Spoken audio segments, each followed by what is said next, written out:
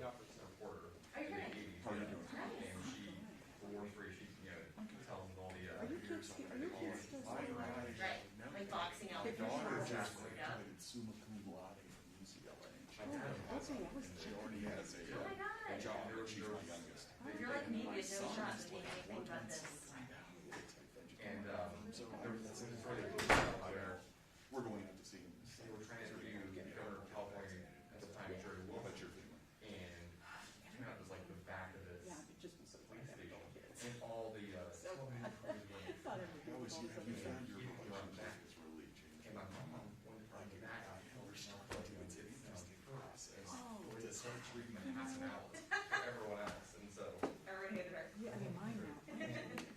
So I'm a little my dad, but, you know, my son, mom, the governor then you walking around. see him, and it's just, Anthony. I have a proposal, Thank you. we've been seeing recently, them a lot. It's hard with math. No, I know.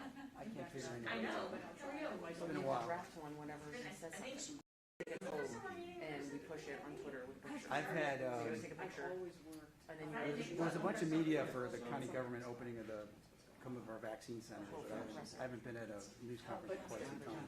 Yeah. You know, it feels good to, see all of you. I know. Well, kind of. Right. okay, I thought Well, you were North was yesterday saying that I mean, the list goes on and on, Collins is really. Yeah. like all this kind of looked pretty crazy. Yeah, What happened? yeah, it's moving fast, and now the stadiums are gonna be open again, and Right. Happy about when both my kids. crazy, so. Well, it seems like the masks in the last thing to go. Yeah, yeah, That's the first thing everybody wants to go, but. yeah, it's so, it just feels wrong, but Yeah. you gotta do it. I work a ton. You guys look cool, Little issue. Yeah. Yeah, go for it. Yeah. I don't know, they've always, I've proposed it before. Is that working for you? Yeah, coming out of the box. Which is crazy because I'm like, I think it was a mix of like the speakers Right. going on and. Yeah, the police department tested this room, so it should be good. It sounds really hollow in the speaker. And then it's just hot in general, like really went up there and it was, but they pulled it down a little bit, so probably no, works. I, You guys, Hopefully it doesn't have a booming voice. you guys heard he's running about 10 minutes late, right? Yeah. 15, yeah, 11:15 is what I was told. Hello. Hi, how are you? Good, how are you guys? they could do it. But Tony would already tell them about it. You still trashing me for Management. Yes, we were talking about our first days at Channel 9 back in 1995, a few minutes ago, so I was there about 3 months, and he was there about. Were you? I was in morning. Oh, 3 months before, yeah, I was gonna say. And then, so we were talking, we were kind of phased to Channel 9 somewhere. There was this Man, I just didn't want, yeah, we can put some in the middle back here, I guess. she actually, Yeah. I'll put it on the first day, where's the photographer optional to come back with audio? She sent me out at like 1 or 2, and I had packages at 4, 5, and 6. And I didn't even know how to sign onto the computer, I didn't know any of the producers. It was like trial by fire. And actually, the general manager came around the next day, and Are you around there? Oh, well, that helps. Okay. Did you watch Set up the day, Try to get a few more options out here to sit down.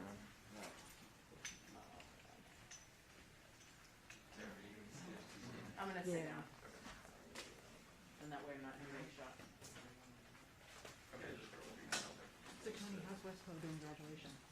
That should be good. they're doing.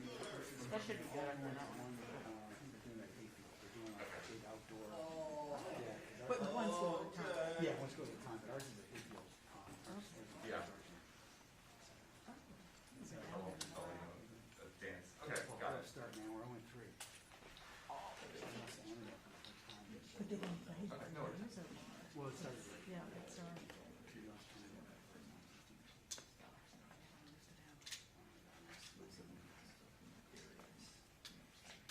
All right. Sophomore picture, and you look at it on TV upstairs. Cool. Very good. These young guys, man, they're not ready.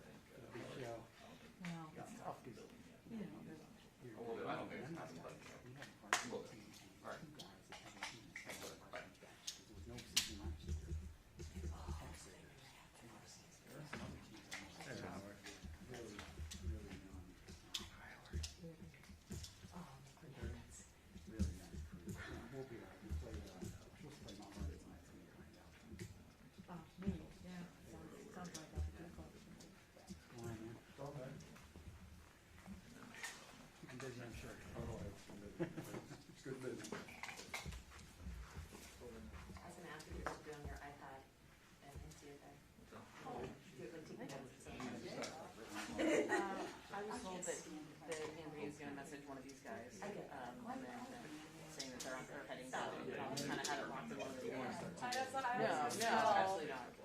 I've done these a bunch before, just normally they're in the green room and I kind of get a message ahead of time, so a little different. Plus, I feel like the reporter's notepad, so I only get 40 seconds to tell the radio. Oh, right. And so Look at the this. reporter's notepad is Mike Brooks said exactly this. 40 seconds if you write it out. Handwritten? So you still I scratched so much. And now, and especially since the pandemic, because I'm like, hours, like, retyped it, and like, can you send your script? I'm like, no. Oh gosh. Screenshot it. Right, exactly. Here's my chicken scratch. Very old school. You know, tweet or whatever, but I'm like, I don't wanna, half and half.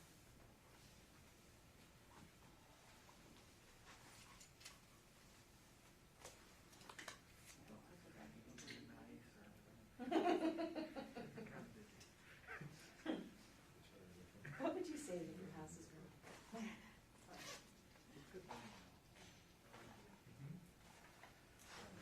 It's a really good question. Right. My dog in my picture. That would be first, and then the I would say, so most of our pictures are digital. Good for you, you're one of those organized people. Well, that's what, no, it's an app for kids called Tiny Beans, and you pay $100 for a lifetime membership, and you can just upload pictures, and they stay there forever. For the $100, it's worth it. And you can print them off there, you can do whatever you want. Because they're all taken on your phone anyway, so why not just, right? Exactly. Then that way you can free up storage on your phone, you know. Yeah. Which site is this you're talking about? Tiny Beans? Tiny. It's an app. It's called Tiny Beans, like Beans, Beans, and you can upload and you can share it with families, so they can just log in and view pictures, whatever they want. And they do our cards and stuff too. Of course, I'm thinking like They privacy connect with protection. Shutterfly, so you can. Oh, that's, okay, Yeah. I knew they were. An app full of children's photos. I'm thinking like, No, you can What are you the can just privacy share protections you on can just share it with whoever you want, and you can restrict their access whenever you want. oh, that's good. Yeah. Good idea. Can't beat it for $100 for a Yeah. lifetime. I mean that's pennies. Unless you pay for an Amazon Prime. Right. And if you don't want to share on Facebook, you know, so you can share with friends in California, you know, Yeah. the friendship goes sour. Come on. Okay, so it's not your pictures, then what is it? It's the one material. I don't know. That's tough. I would have trouble getting my new couch out of the house probably. Probably my But that was great- really expensive, so I Yeah. really want to take it. Your grandmother's. my grandmother's ring. Yeah. It's been in the Aw. family for a while, That's so that would be one thing. It's hard. It is. I just don't have that attachment. I was gonna say, It's outside, good. outside of pictures, I'm not. Everything's replacing it. How many emails do you get a day, Tony? Yeah, not as many as you. Very bad. Your best fitting mask that has to come. There's No, time to find that. Yeah. No, I mean, you probably get tons of pitches. You're probably on everybody's list. I get the white hat. As long as we're not counting people. Right. We're in The kids first. That's Right. right. Do you remember, 9/11, and you and somebody else were at the top? I get paid $2,400 for it or something. I thought it was like 5,000. I remember you calling me with, I need to know now. And I was like, yes. And I was like, think about this, what did Dave Roberts' reaction? He's so afraid of money. Oh, was he? I think I told him like 2 weeks later, you know, what other way did I spend $5,000 on that? On it. Yeah, well, the bummer too was that I had a new card had gotten great video, because he told me he'd gotten great video. And then I got up there and it's one shot of somebody, you know, starting So, Jill, in, you didn't like, fly over her had already knock had on run cars? halfway across the street. Did you get a text yet? And he picked it up late, and it's like, even if you My started. dad through went, it, but I you think my had a mom shot, was you invited. I barely think they got a were trying to second. keep it, you know. That was a good And live that shot. was, That was a good Right. live shot. it was a good live shot, what? But you know, we did. It was a great location. You were gonna say, we did a station Zoom with my family. Oh, no. a couple of weeks ago. Like 3 minutes. The last time I saw him was at the funeral for Mike Flynn, I mean, There. because you could get. I just can't think of a nicer. You didn't come to Mike Yeah, Flynn. that's, did you? there's Mary, it's Mary Flynn, through and through, just like Well, I'll try and remember. the to tell you. nicest. A couple going away parties. But yeah, we did, it was what you do that. Both of them were there. Yeah. Marilyn and then some of the siblings. Oh, wow. Okay. Yeah, and he's like living up in Kendall County or something. For us, Yeah, there were so many people. like Arch and all those people were on the corner, yeah. Yeah, Yeah. Between that one and Chris Gordon never got to say goodbye to him. Is he moving, or is he? Washington He's going. boys Yeah, are he's on going. strike. He's gonna be, he's practicing, he's gonna practice law some. But here? As far as I know. Oh, okay. I didn't know if he was like going down to be closer to his son, or like if they were. I moving. think his son Texas. is back now. Oh, really? He left that job. Oh, really? I mean, Yeah, I haven't seen Chris in probably like a year and a half now. So. You know, his wife died a number of years ago. And I think that was a Okay. Yeah. Oh, okay. Um, Yeah. Well, good. I wish him well. He's a Yeah, that nice should be guy. in there. but, Okay, sure.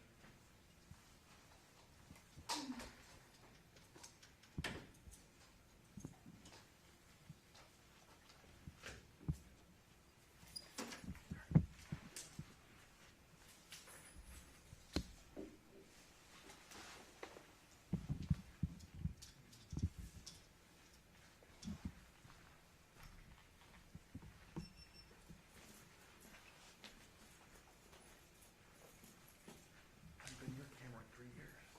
huh? Haven't been your camera in 3 years. Has it been 3 years? 3.5.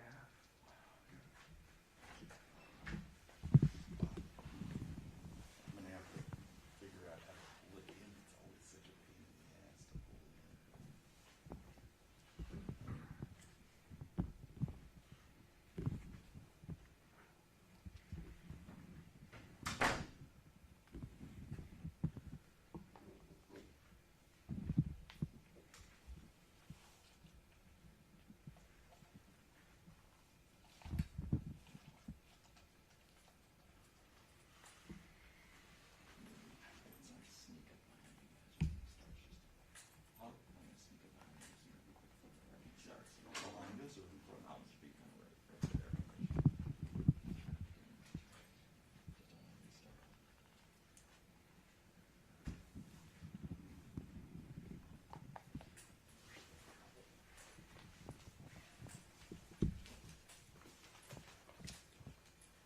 Is it gonna come out in the speakers? The audio? We turned them down for the pool.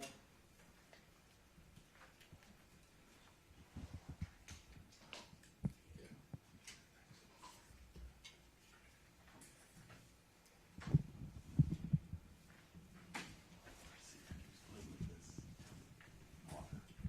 Fantastic. Transcribes voice to text. It doesn't like immediate. And then the process it is, there's everything. Is it free? What? Free app? It's free for Actually, for many hours. Everybody set?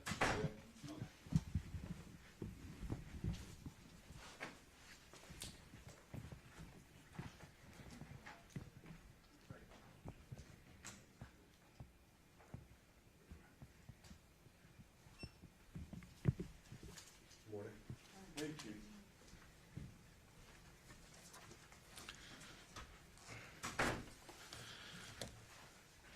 Good morning. Anybody not ready? Anybody need me to hold?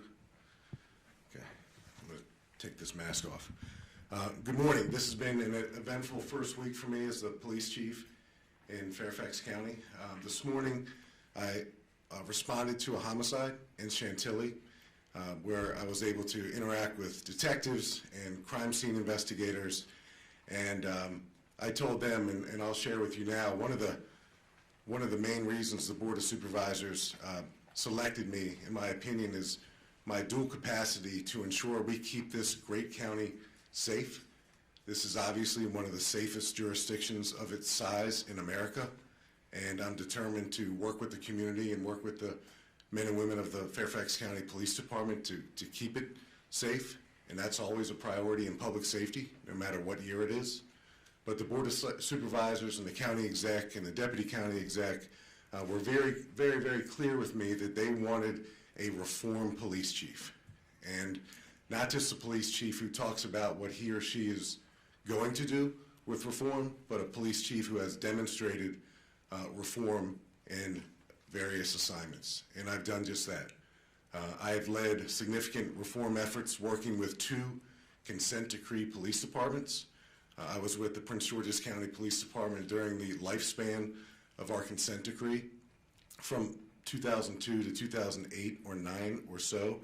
So I was afforded an opportunity back then as an up-and-coming commander to be exposed to the best practices that our profession has to offer. And not just best crime fighting practices. I'm talking about community practices, building legitimacy and building trust. And we're in the DMV, so everyone is familiar with the reputation Prince George's County had for many, many years before we went into the consent decree. And when we finally emerged from that time period, that reform time period, we emerged better with the crime fight and stronger with the community. Those two things are not mutually exclusive. We can walk and chew gum at the same time. As I made my way and was selected as the police chief in Anne Arundel County, Maryland, the jurisdiction next door, they were in crisis. One of the first things that I did there back in 2013 and 2014 is we adopted a co-responder crisis intervention team model that still serves to this day as a national model. We put mental health professionals and police officers in the same car, and they responded to calls for service when communities were in crisis, families were in crisis, and individuals were in crisis. We can't treat mental illness, we can't treat behavioral crisis as a criminal justice problem. So many years ago, we saw that as an opportunity to introduce services, diversion services, to a vulnerable community to get people the help they need and not to put handcuffs on them and take them to jail. During that time period, I was also the first police chief in Maryland to mandate that all of my police officers carry Narcan. Narcan, as you probably know, is the brand name for naloxone, and that naloxone prescription drug is used to save lives. And for folks who are overdosing from heroin and opioid, police officers throughout the country, and we certainly started a trend in Anne Arundel, were able to save lives by administering naloxone to folks who were suffering from an overdose. I made my way then to the city of Baltimore, first as the deputy police commissioner, and early 2015, and if you recall the arrest and the in-custody death of Freddie Gray and the national attention that garnered and the unrest that followed in the city of Baltimore, it eventually led to the departure of my predecessor and the appointment of me to police commissioner. I was the 39th police commissioner in the city of Baltimore during a very tumultuous time. I remember the mayor of Baltimore saying to me at the time that she appointed me, we can't have another riot in this city. It was a tumultuous time because the Department of Justice Civil Rights Division was initiating its pattern or practice investigation in the city of Baltimore. Based on my experience with DOJ, I stood up a full-time team to interact with DOJ civil rights attorneys in the Baltimore Police Department. It was the first of its kind. It resulted in about a year-long investigation that we participated in. We didn't wait for the ink on the consent decree to dry. We started making reforms right away. The DOJ issued eventually a 163-page findings report that went back many, many years and detailed many instances of unconstitutional policing that disproportionately and negatively impacted communities of color and young people. So we went about the hard work of negotiating a consent decree in the city of Baltimore. If you remember, during that time period, the Obama administration was on its way out. The Trump administration was on its way in. I worked tirelessly with Vanita Gupta and her team to ensure we were able to finish the consent decree negotiations so we could bring long overdue and much needed police reform to the city of Baltimore. I believe Baltimore is on its way to reform. It's a slow and steady process. It's going to take time, but if not for the consent decree in the city of Baltimore, I don't think those reforms would be happening at the rate they're happening now and at the rate they'll be happening in the future. I'm very proud of my reform efforts. After I left the city of Baltimore, I was selected as a leadership and government fellow by the Open Society Foundation, where I interacted with advocates and former government officials from across the country, and we spoke about police reform. We spoke specifically about some things that our Board of Supervisors is very interested in and wants me to enhance in Fairfax, develop, and serve as a national model. Use of force, specifically de-escalation, diffusion, time and distance, and tactical repositioning. Those are the tenets of a use of force program that I introduced in Baltimore. We were the first big city police department to do it in the country. We took the Police Executive Research Forum's ICAT use of force program, ICAT, integrating communications, assessments, and tactics, ICAT. It was developed after a group of police leaders visited the UK and examined how they interact with folks who are exhibiting signs of mental illness or behavioral crisis and even developmental disabilities. So what we learned is we had to hurry up and slow down. So that use of force training was introduced to our police department in Baltimore, and it is now a national standard across this country. I introduced a crisis response team to the city of Baltimore. I worked in partnership with Dr. Lena Wen, who you probably see nearly nightly these days on CNN. She was a health commissioner in the city of Baltimore. Dr. Wen and I not only partnered and brought Narcan to Baltimore because it didn't have it, but we partnered and we stood up a crisis response team together. We stood up as the 5th or so police department in the country to adopt a Seattle model to deal as to serve rather as a diversion for low-level drug offenders called LEAD, Law Enforcement Assisted Diversion. And Baltimore police officers under a pilot program in the downtown central district were given an immediate option when they encounter someone who is in possession of a misdemeanor quantity of narcotics to immediately divert that person to services, as opposed to introducing that person yet again to the criminal justice system with a set of handcuffs. We accomplished a lot. 6 police officers, as you may recall, were charged with various crimes after the in-custody death of Freddie Gray, to include depraved heart murder and other crimes. The city was on eggshells for over a year and a half, because we thought if the court cases went a certain way, we were going to have additional unrest in the city of Baltimore.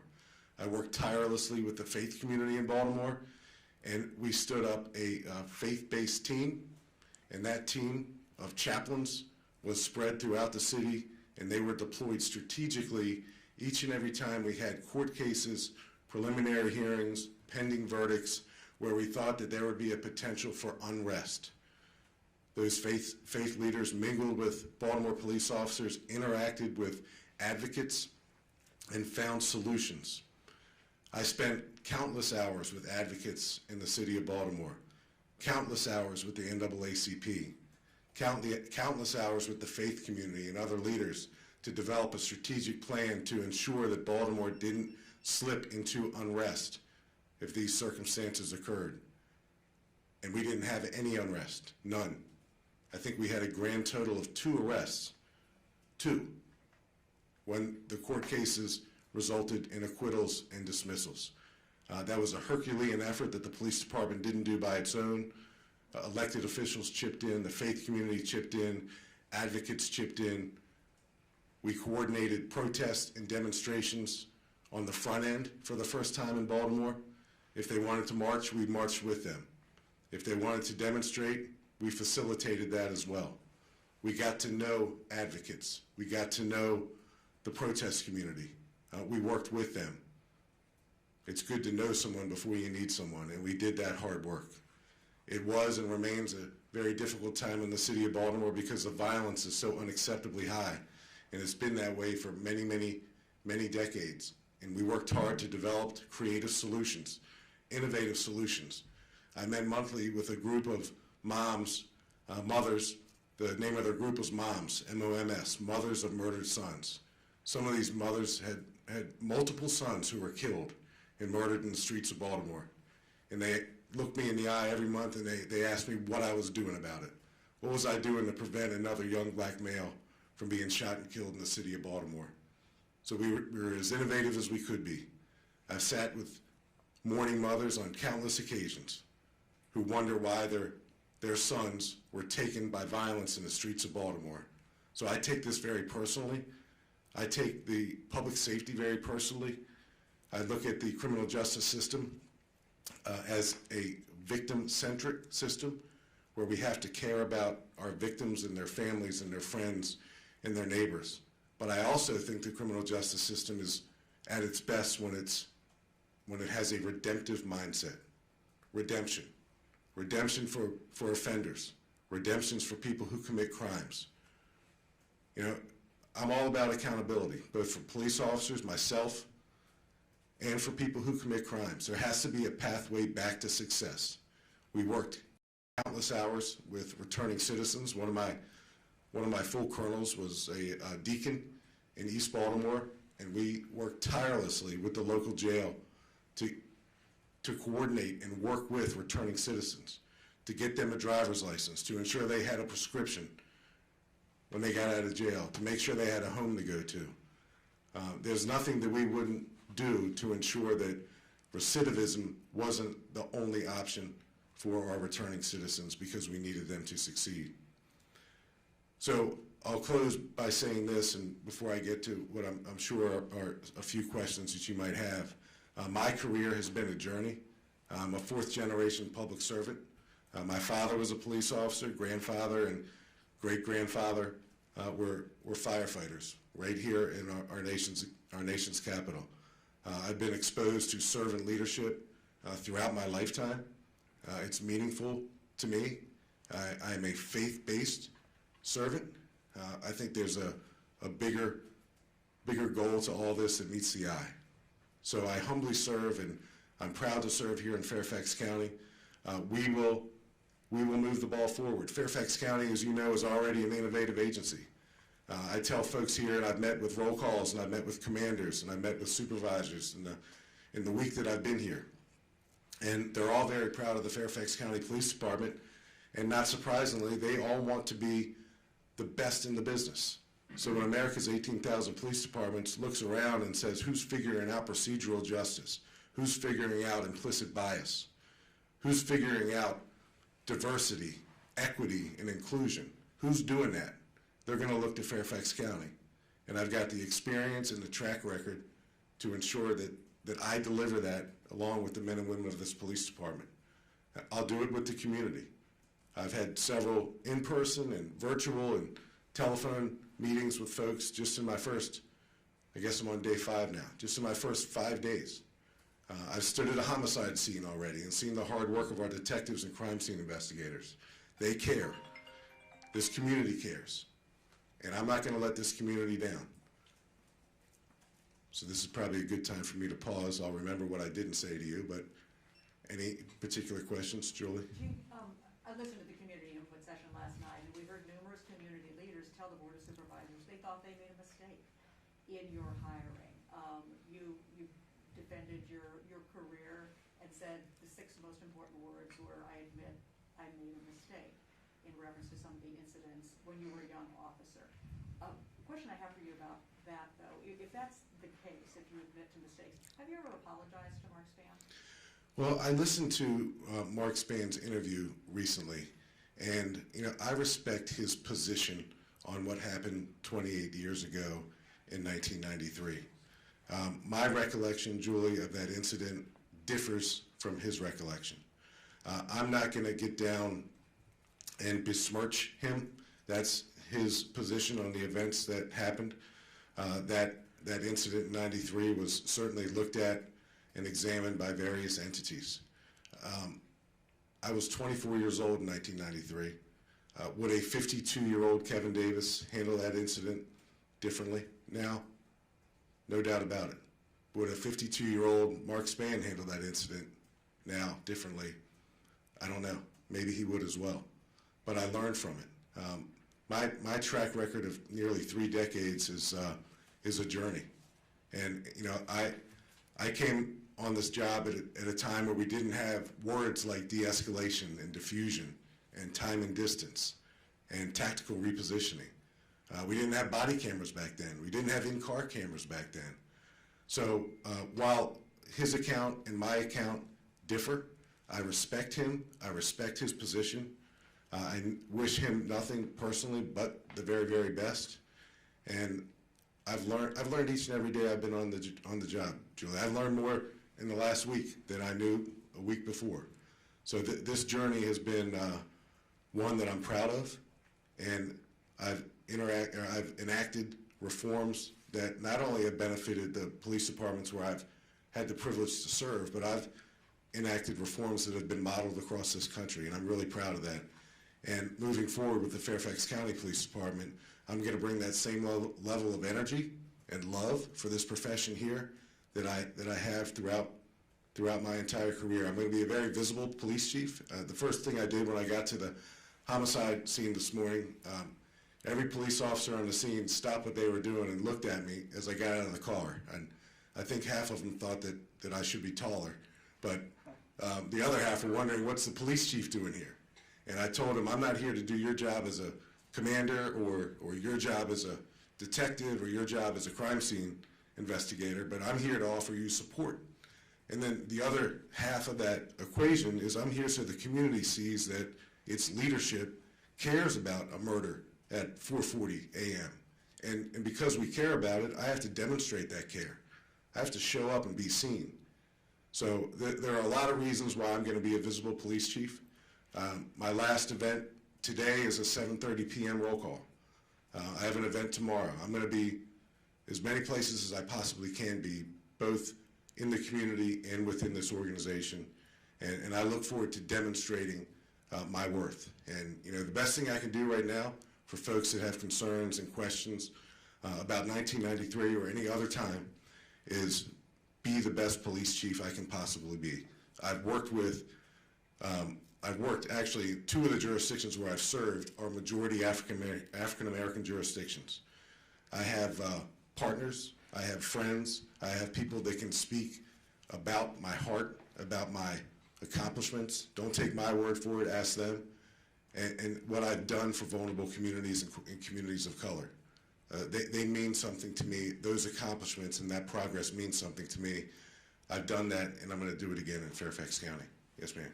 Hi there, Megan Cloherty with WTOP. Nice to meet you. Hi, Megan. I did a story a couple months back with talking to officers across the area, a number of them Fairfax County police officers, who felt that with the Virginia legislature pushing through new use of force policies, with a number of officers getting prosecuted across the country for use of force, rightly or wrongly, however, depending by the case, they felt that they were possibly going to be prosecuted. They were scared of losing everything. They felt that the former chief did not have their back.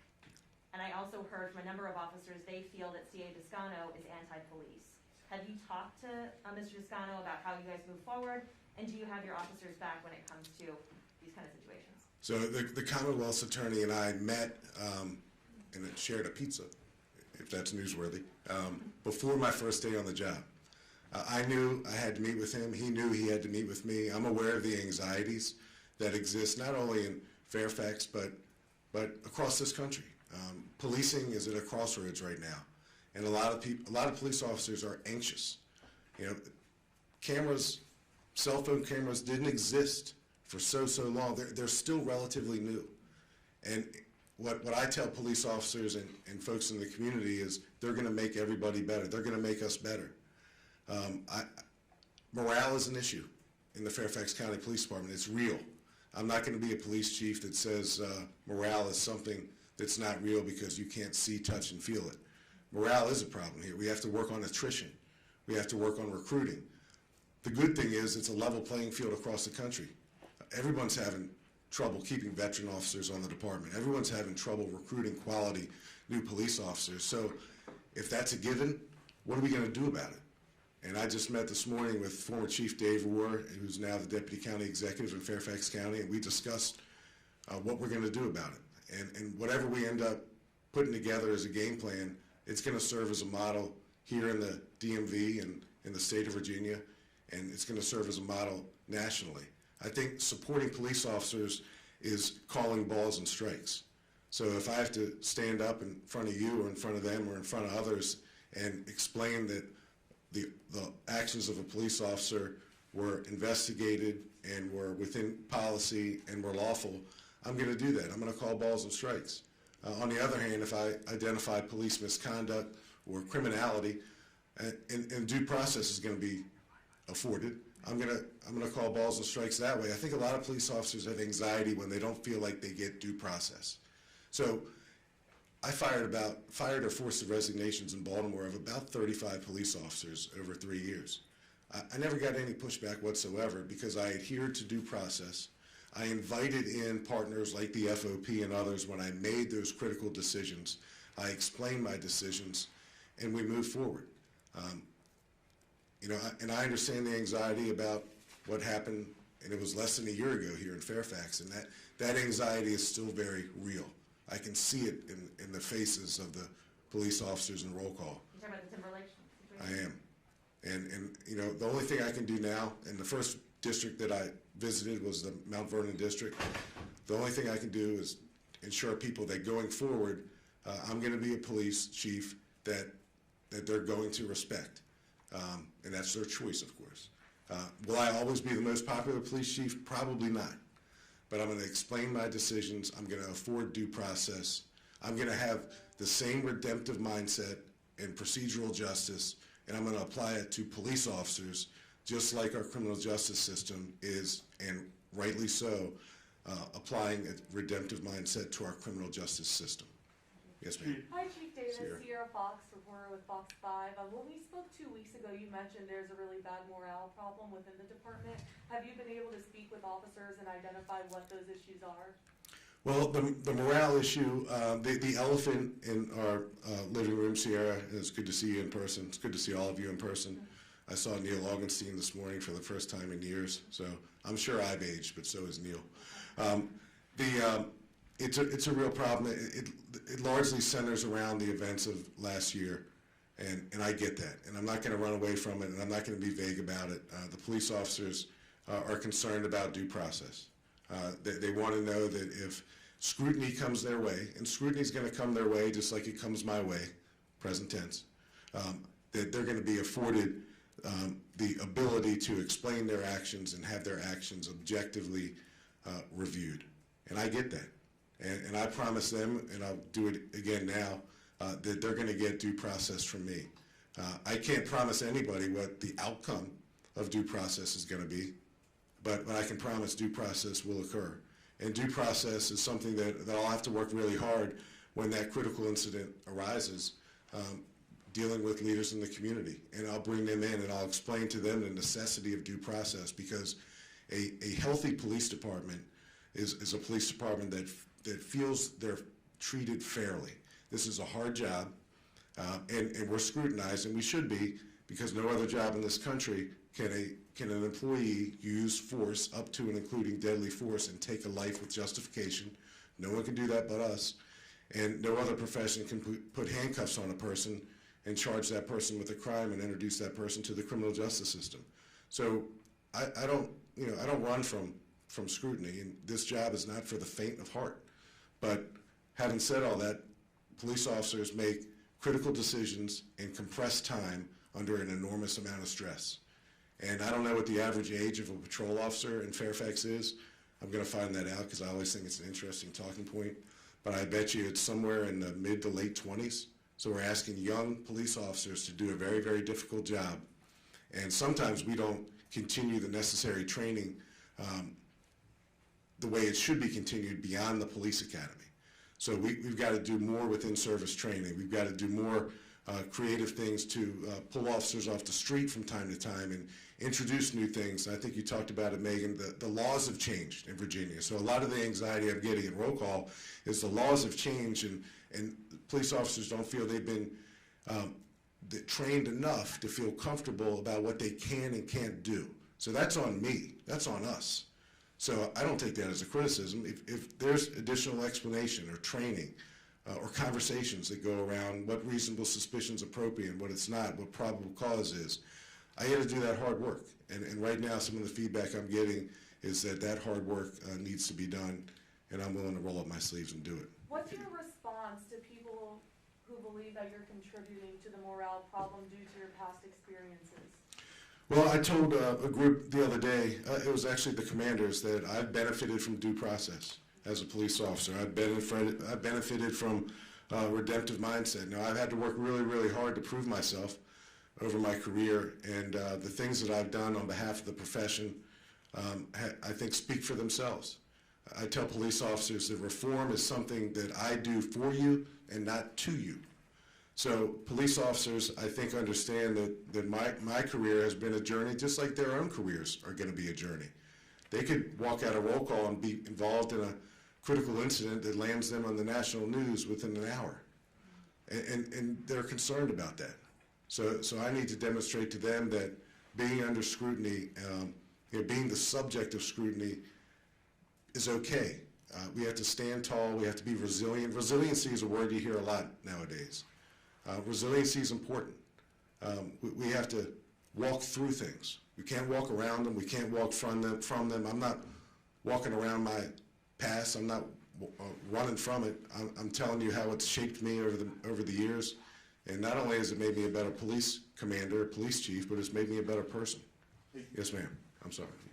Chief, I believe you, I'm Heather Graff with ABC7. I believe you mentioned you'd spent countless hours with the NAACP in Baltimore during your time there. I know you're only 5 days into the job, but have you had a chance to reach out to the NAACP here in Fairfax County? You've certainly heard their concerns expressed about your hiring. How do you respond to those concerns, and how do you go about trying to build a relationship with the NAACP here? I'll build the relationship with the NAACP just like I've done it in Prince George's County, just like I've done it in Anne Arundel County, and just like I've done it in the city of Baltimore. I've had a telephone conversation, a productive and healthy telephone conversation with Karen Camplin, the president of NAACP here in Fairfax. We've exchanged a couple messages. I look forward to meeting her face to face. We talked about getting me in front of her leadership team, so Karen's in the process of doing that. But ultimately, the NAACP here in Fairfax is going to judge me based on my actions and not just my words. Fortunately, because we're in such a compressed geography here in the DMV, and I won't technically include Baltimore in the DMV, but it's not far from it.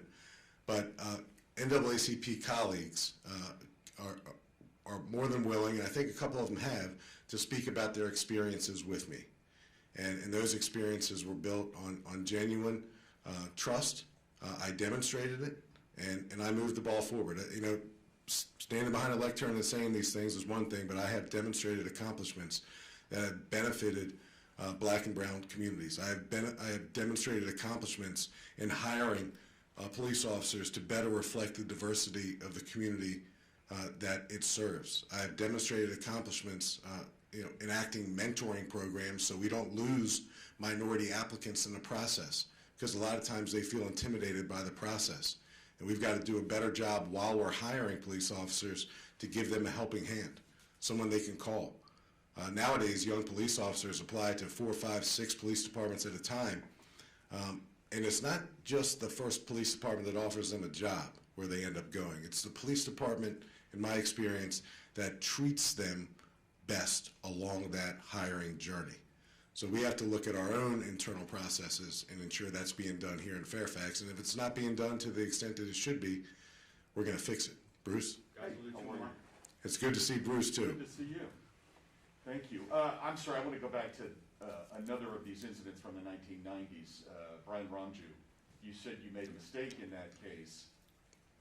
What was the mistake, and what have you learned from that, and what do you want your officers to learn from that case? Well, thank you, Bruce.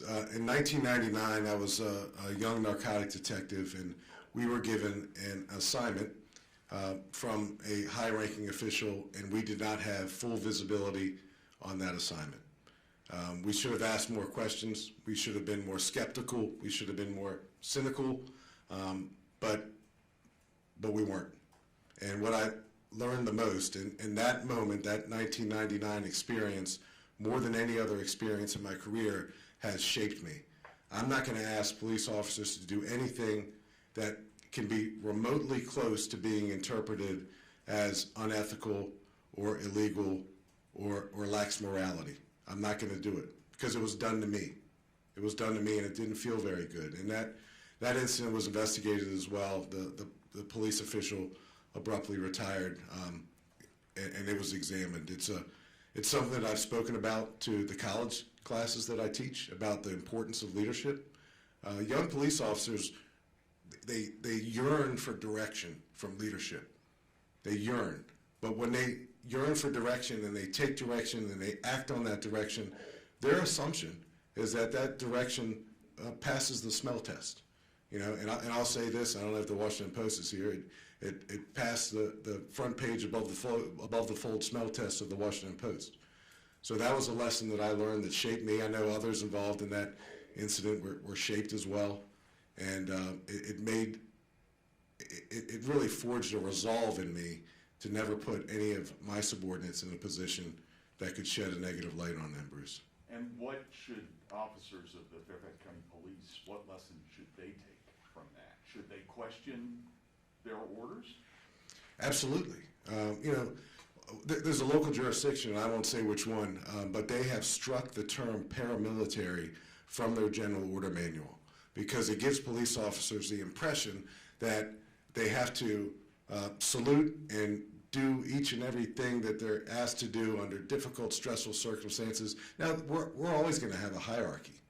We wear funny-looking rank insignia, and we have different ranks and titles, and that's always going to be the case. But a police officer who asks questions and seeks clarity on an assignment or direction is a police officer that I want here in the Fairfax County Police Department. And that's a good thing. And I think we're much better as a profession now than we certainly were in the 1990s at doing that. It's where we need to be. It's procedural justice.